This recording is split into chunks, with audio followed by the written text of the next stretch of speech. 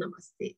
I, Anuradha, would like to thank all of you for watching our YouTube and listening to our Spotify channels and writing in your comments and suggestions. If you have not subscribed to our Spotify, please do, so that you can listen to all the videos and audios at one go at one place. So today we are going to talk about Rahu and Mercury. Yes, this combination, a very different combination because Rahu itself is different. And Mercury is one of the swiftest planets and a planet to catch on the trend of any planet that it is with. So Rahu-Mercury combination is a very strong combination. But first, I need to explain one concept, and that is that people will say that Rahu is affliction to Mercury, and Mercury then starts behaving like a malefic. In all probabilities, all of us are correct. There is another way of thinking about this. That is called something with relation to Deshkal Patra and Kal Sapeksh. The times when these dictums were made, it was a time when everything was very traditional, very much set in the ways of doing things. Today, with the changing world and the world coming together as in a very small envelope, in the internet age, we can converse with people thousands of miles away from us with ease. And that, my dear, is the combination of Mercury and Rahu. So is that bad or is it good? We need to think on those lines also. What we thought often as an affliction can today give us an out-of-box approach. So let us now move ahead and understand what this Rahu-Mercury combination can bring to us. Mercury gets exalted in the 6th house of the natural zodiac, and that is the Artha house, or the house that works with money. So Mercury, when is exalted, gives very strong results about money. Or for that matter, if your Mercury is placed in the 2nd house, 6th house, 10th house, it makes you very conscious about money matters. And Mercury also represents communication. As a lord of the 3rd house of the natural zodiac, Mercury gives us enough to communicate with and gives us a vast knowledge to communicate about. Also, Mercury as the 3rd lord makes sure that you have the ability to communicate with everybody, and there is no quality wherein you do not despair among people whom you are trying to communicate with. So as a youth, which we will see is a karaka of Mercury later on, you do not discriminate among people whom you're communicating with. These skills make you a very well-loved person, and you're a joy to be with. Also, with Mercury as having the karaka of communication, we can see that such a person is lively, has a flawless communication, and also has the ability to influence others or can be a very good orator.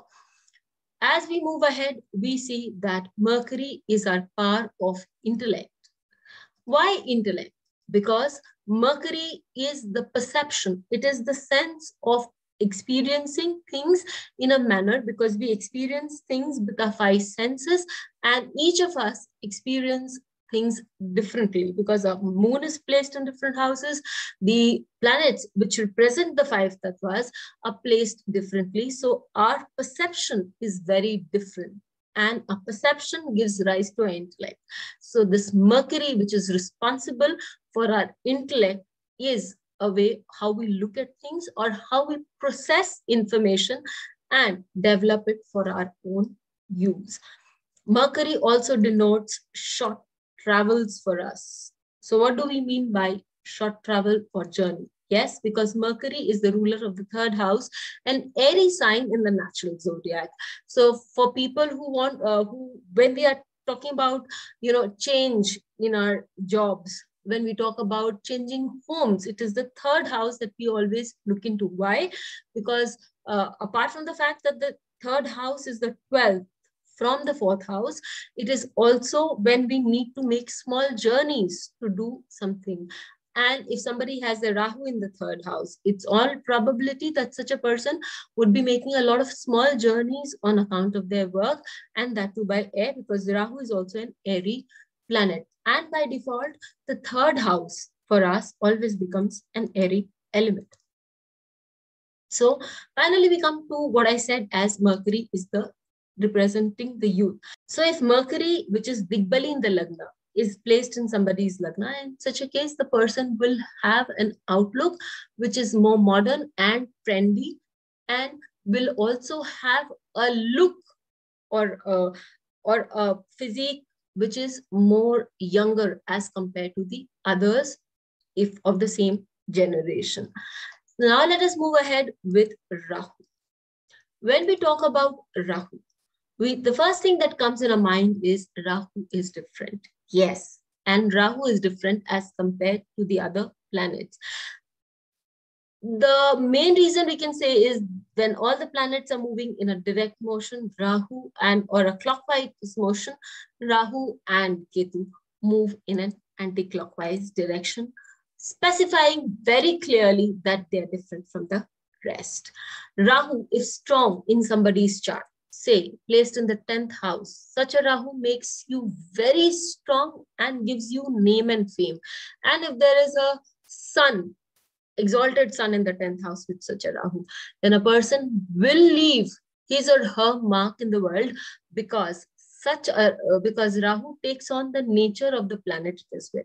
So when we see the Mercury Rahu combination, we'll use the same concept and we'll see how Mercury and Rahu can give one so many different things. Again, Rahu is nerves. Yes, now Rahu is thin and it gives you, like Mercury is also nerves and Rahu is also nerves. It's well spread. One of the things that we need to understand and learn about Rahu is Rahu spreads. So this nervous system that we see in our body is spread far and wide, and Rahu also represents these nerves. Rahu is power. Yes, it gives you name and fame. In the 10th house, it gives you power. In the 3rd house, it gives you the ability to be a power maker because it is right bang opposite the 9th house. Again, in the 6th house, it gives you an ability and the power to face your enemies and conquer them. Rahu is one of the signs where Rahu is most comfortable is the 6th house of the natural zodiac.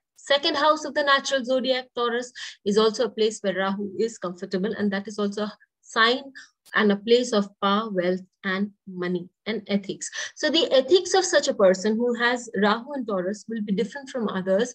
But if this Rahu is well aspected, say by Jupiter, then there is a aspect of Rahu also on Jupiter. But the mind frame of the person will be different, not necessarily bad.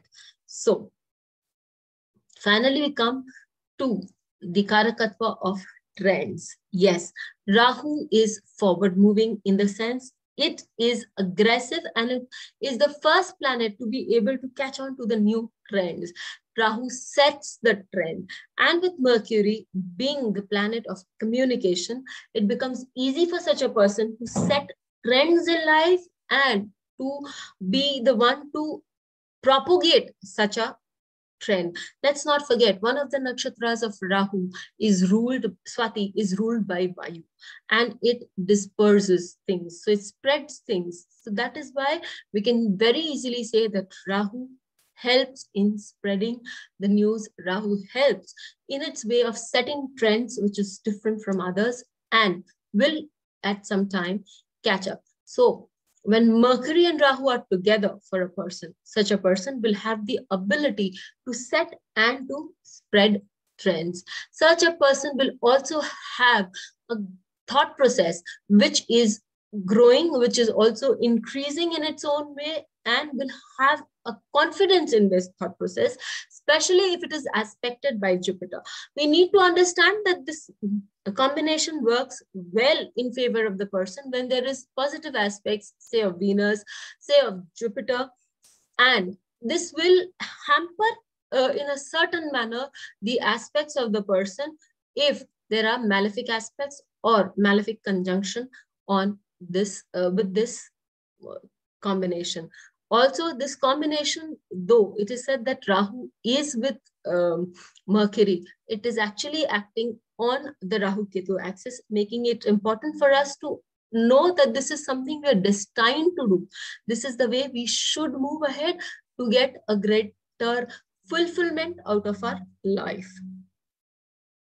Then we move to neurological issues. As I told you earlier, that Rahu is nerves and Mercury also talks about your skin. So yes, this combination can give you, if afflicted, this combination can give you neurological issues like the Alzheimer's, issues where you have, we come across people who say that they don't have lost their nerve control.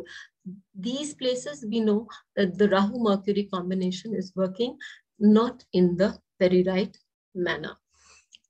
Mercury is about intellect. It's all about learning. Mercury is also about your ability to absorb and grasp things. And Rahu is the need to do things in a different manner. So a person wants to learn. The person wants to learn a lot, but the person will not be learning it in the normal manner, would like to do it this in a manner which is different from others. That is, the person would like to either, depending on the, the Desh Kal Patra again, the person can go abroad to do that studies. The person can study something which is not in trend at the moment, but no, he knows that he or she knows that it will eventually catch up. And finally, we also come to a point of social standing. Yes, we know that as Rahu is strong in the third house of the natural zodiac, because it gets exalted there according to many classics, and it is again an airy sign. Rahu is an airy planet, so yes, it gives you out of box communications. And Mercury is also about good oratorship. Such a person can have very good oratorship, out of way of expressing, and different kind of people, all different kind of people belonging to different caste, creed, religion, sects of society. Such people do have the ability and to convince and to convey the message properly. And finally, we see that such people also have an out-of-box approach in business. Why do we say that these people have an out-of-box approach in business? Because Mercury, as I stated right earlier on, is about business. It gets exalted in the 6th house of the natural zodiac. Rahu, for anybody in the 6th house, is a formidable combination because you will not allow enemies to stand in front of you, or for that matter, 6th house as it rules about competitiveness. So such people are highly competitive. Such people know which part of the business they want, and they would stick on to their side of the business and will be able to vanquish or conquer or defeat their enemies, whichever way. And if this combination is aspected by a benefic, in such a case, they would be doing it very ethically, but very surely. And if this combination is aspected by a malefic, then such people would be defeating their competition in either a malefic manner or underhand manner, or they would be defeated by their enemies. If this combination is weak, then they would be defeated by their enemies in a very malefic or in a very underhand manner. So do write in and let us know how you found this video and how this combination has been working in your charts. Till we meet with you again, stay safe and be happy. Please hit the bell icon for fresh updates. Don't forget to like, share and comment on the videos, and please subscribe to our channel.